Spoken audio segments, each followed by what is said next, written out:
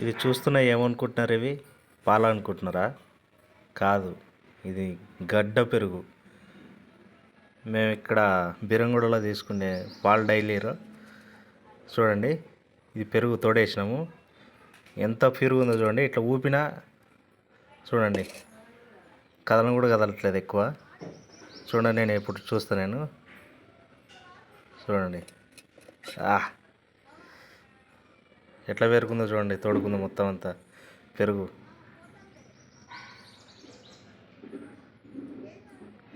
Pure, ఇంత కూడా కల్తీ ఉండదు. మిల్క్ కూడా ప్యూర్ మిల్క్ వేస్తారు.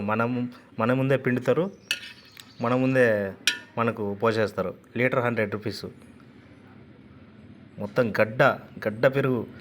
ఇట్లనే లోపలికి ఇట్లా తీస్తే చూడండి,